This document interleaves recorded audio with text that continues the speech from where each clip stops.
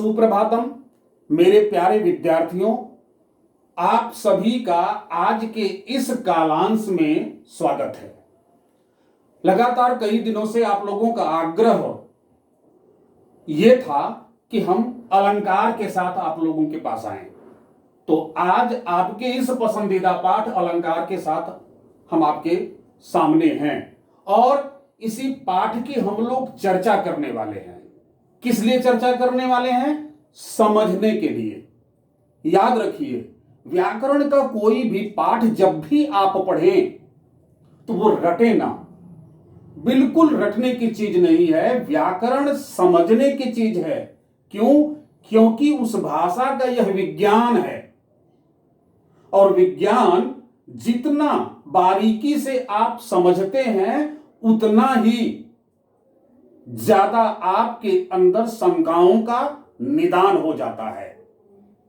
और आइए हम और आप सब लोग मिलकर एक बिंदु पर काम करना है और काम यह करना है कि इसको समझना है।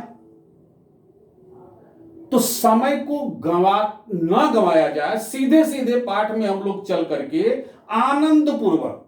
एक और निवेदन है कि पढ़ना सबसे बड़ा आनंद है और पढ़ाई को बोझ नहीं समझना, बल्कि आनंद लेते हुए पढ़ाई को आगे बढ़ाना चाहिए।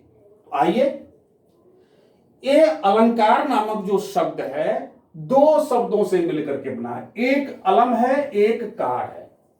अलम का अर्थ होता है भूषित करना या सजाना और कार का अर्थ है काम, यानी सजाने का काम करना या भूषित करने का काम करना।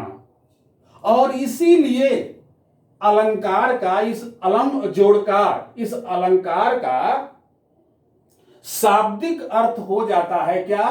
आभूषण। क्या हो जाता है? आभूषण। आभूषण किसको कहते हैं? गहना को। बनता किससे है? स्वर्ण से। इसको मत भूलिएगा, आभूषण का निर्माण स्वर्ण से होता है, तब वो ज्यादा उसकी कीमत होती है और सौंदर्य वृद्धि में अपना काम करता है। ध्यान दीजिए कि एक नारी जिस प्रकार आभूषण धारण करने के बाद अधिक रूपवती दिखती है, ठीक उसी प्रकार से अलंकार, ये इसका जो आभूषण है, एक बनता है स्वर्ण से। और भाषा विज्ञान के लिए, काव्य के लिए जो पंक्तियां लिखी जाती हैं, उसका आभूषण किससे बनता है? सुवर्ण से। सुवर्ण का अर्थ होता है सुंदर वर्ण। अर्थात इस आधार पर अलंकार की परिभाषा होगी कि काव्य की शोभा बढ़ाने वाले गुण धर्मों को अलंकार कहते हैं। जो काव्य की जो तत्व, जो गुण धर्म, ऐसे तत्व जिनके अंदर वो गुण धर्म है कि जिनका प्रयोग कर दिया जाए तो क्या होता है? काव्य की शोभा बढ़ जाती है। एक और चीज ध्यान दीजिए, ये काव्य यानी कविता है क्या? है ये हृदय की भावधारा।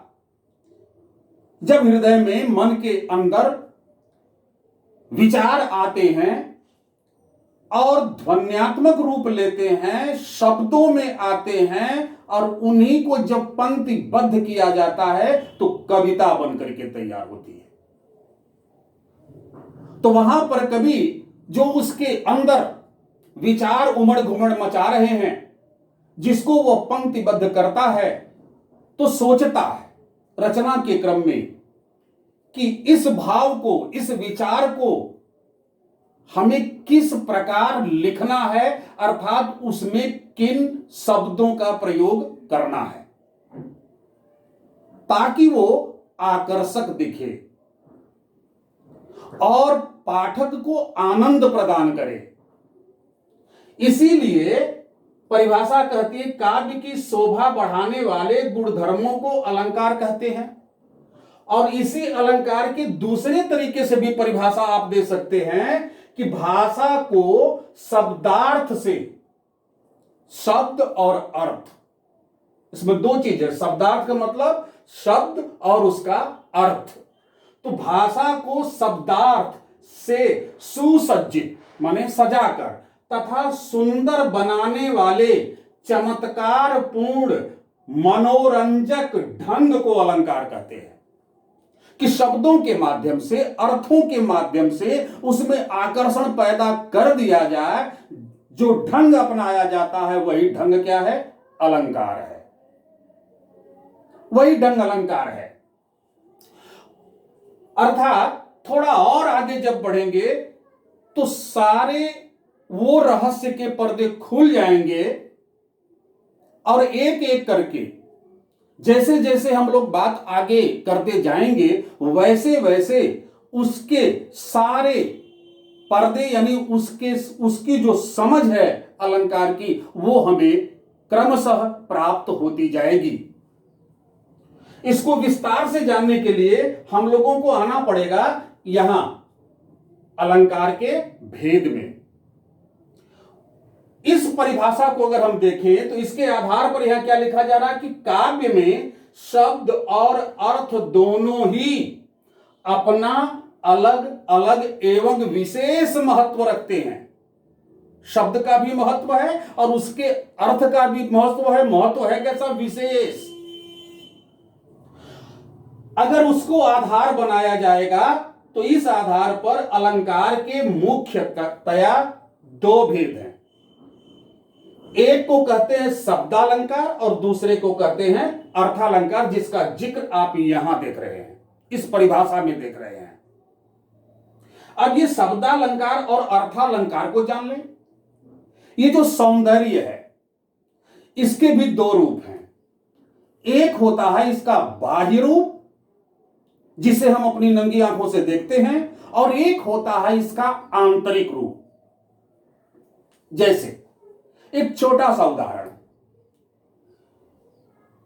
आप घर बनवाते हैं, घर के सामने क्यारियां बना करके उसमें बागवानी तैयार करते हैं, उसमें भिन्न भिन्न प्रकार के पौधों का रोपण करते हैं जिससे उस पर सुंदर सुंदर फूल आए, सुगंधित फूल आए, ताकि वो वातावरण सुगंधित हो सो तो हो, लेकिन हमारे घर की सुंदरता और ज्यादा बढ़ जाए। उसी प्रकार से हम गमले का प्रयोग करते हैं। ये तो घर का बारी, और क्या करते हैं? और भिन्न भिन्न प्रकार के रंग रोगन का प्रयोग करके भिन्न भिन्न प्रकार की जो हम क्या करते हैं, डिजाइन लेते हैं घर के अंदर की, एक दृष्टि में जो देखे वह इससे आकर्षित हो जाए। ये आकर्षण हुआ। और ये आकर्षण जो सौंदर्य पैदा कर रहा है उस घर की। और एक दूसरा क्या है कि घर के अंदर जब आदमी जाए तो वहां सारी व्यवस्थाएं किस प्रकार से हो, कैसा मेरा किचन हो, कैसा मेरा बेडरूम हो, और कैसा मेरा ड्राइंग हॉल हो, आदि इत्यादि, उसको हम खूब सजाते हैं। क्यों? उसमें आकर्षण पैदा करने के लिए, उसमें आकर्षण पैदा करने के लिए। ठीक उसी प्रकार से ये जो शब्दालंकार अर्थालंकार इन्हीं दो अर्थों में है। शब्दालंकार क्या करता है? काव्य के बाह्य स्वरूप को सौंदर्य प्रदान करता है, और अर्थालंकार क्या करता है? काव्य के आंतरिक स्वरूप के सौंदर्य को बढ़ाता है। क्लियर? यहां तक आपका हुआ? यहां तक स्पष्ट हुआ?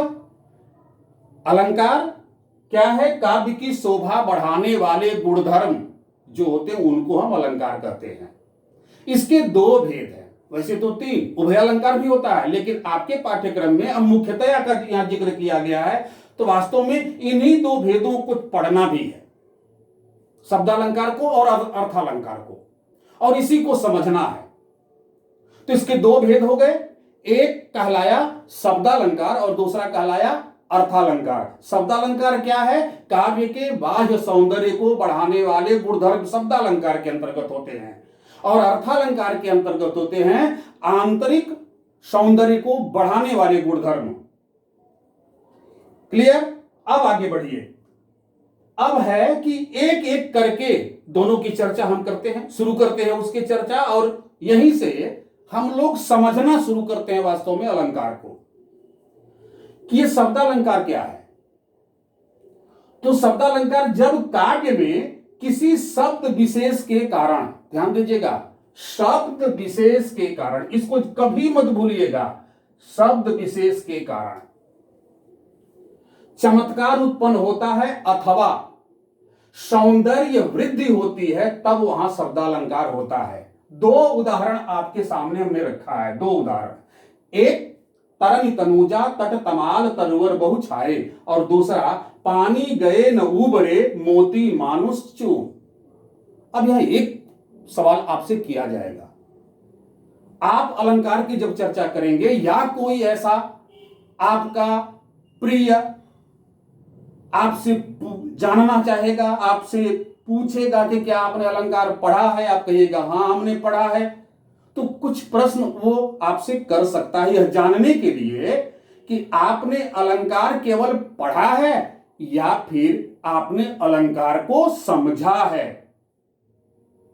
बार बार मैं आपको समझने की बात कर रहा हूं, पढ़ने की बात नहीं कर रहा हूं, जानने की बात नहीं कर रहा हूं, समझने की बात कर रहा हूं। यहां से कभी भी आप मत हटिएगा, यह कि हमें समझना है। तो कहेगा कि शब्दालंकार किसे कहते, आप बता दीजिएगा कि जब काव्य में किसी शब्द विशेष के कारण कोई चमत्कार उत्पन्न होता है अथवा उसका सौंदर्य बढ़ता है, तब वहां शब्दालंकार होता है। प्रश्नकर्ता अगला प्रश्न आपसे करेगा, कोई उदाहरण आपके पास है? आपने कह दिया हाँ उदाहरण मेरे पास है, तरन तनुजा तट तमाल तरुवर बहु छाए, या मेरे पास उदाहरण है पानी गए न उबरे मोती मानुष चून। वो ये भी प्रश्न कर सकता है, क्या आप प्रमाणित कर सकते हैं कि ये उदाहरण शब्दालंकार का ही उदाहरण है? अगर कोई आकर के कहे कि नहीं ये शब्दालंकार का उदाहरण नहीं है बल्कि अर्थालंकार का उदाहरण है, तो आप उसको संतुष्ट कैसे कीजिएगा? क्या आप इसको प्रमाणित कर सकते हैं? अगर हां तो कैसे? तो आप कहिएगा बिल्कुल 100% मैं इसको प्रमाणित कर सकता हूं या कर सकती हूं कि ये उदाहरण शब्दालंकार का ही उदाहरण है। आपने प्रश्न मुझसे किया कैसे, तो आप समझाइएगा, लिख कर समझाइएगा, जैसे मैंने लिख दिया वैसे आप लिख दीजिएगा, और कहिएगा कि इसमें प्रयुक्त जितने भी शब्द हैं ठीक इसके नीचे अगर इन शब्दों के अर्थ को लिख दें तो एक पंक्ति बन जाएगी कि नहीं बन जाएगी? जैसे तरन कहते हैं सूर्य को, तनुजा कहते हैं पुत्री को, तट कहते हैं किनारा को, तमाल कहते हैं पलाश को, तरुवर कहते हैं पेड़ को, बहु कहते हैं अधिक को, छाए। अब आप बताइए एक और पंक्ति बन गई कि नहीं? एक और पंक्ति बन गई। अब यहां ये कहिए कि कवि ने तरन तनुजा तट तमाल तरुवर बहु छाए ही क्यों लिखा?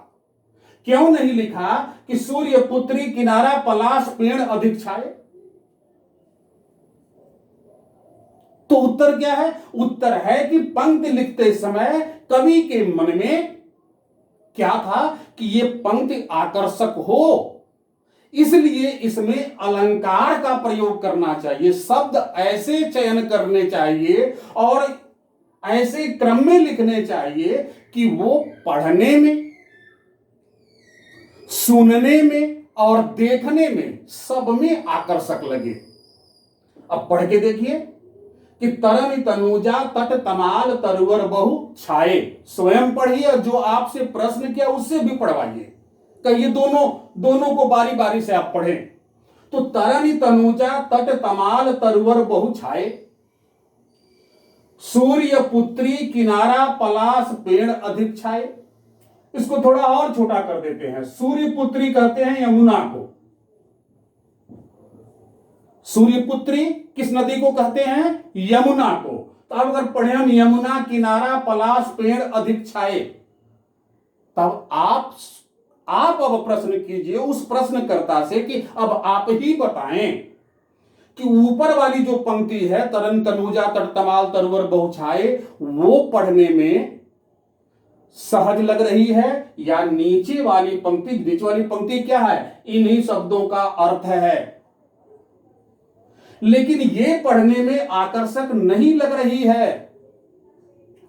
लेकिन इसको पढ़ने में आकर्षण दिख रहा है, अनुभव हो रहा है। कमाल किसका है? शब्द का। इसलिए ये दिया गया उदाहरण शब्दालंकार का उदाहरण है, वो अर्थालंकार का उदाहरण नहीं है।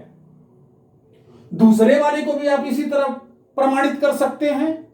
आप कहिए कि इसमें एक शब्द पानी का प्रयोग किया गया, पानी गए न उबरे मोती मानुष चून। यहां मोती है, मानुष है और चून है, चूना। इन्हीं तीनों के अर्थों में इस पानी का अर्थ है।